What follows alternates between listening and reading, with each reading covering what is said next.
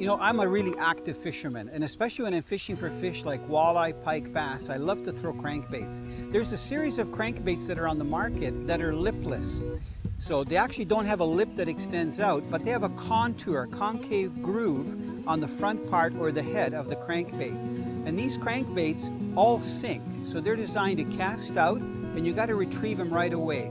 The other thing that they have in common is they have rattles, and most of them have very loud rattles.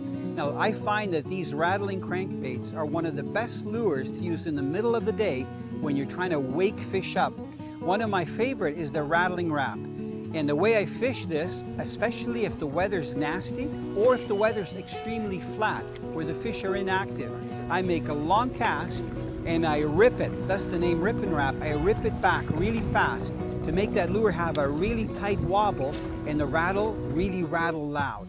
I'll fish the lipless crankbait in shallow water as shallow as 2 feet over thick weeds, and I'll also fish it in deeper water by allowing it to sink down and retrieving it with a stop and go so that it's actually jigging. And every time I snap that rod tip to jig it, those rattles are even louder.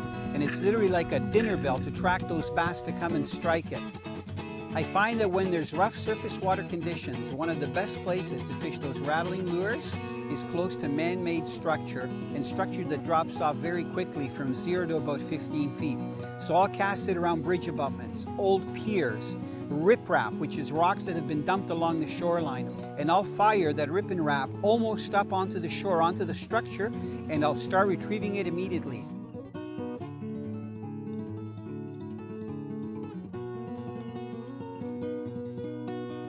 The strikes are vicious, and normally you get a fish on right away if it strikes.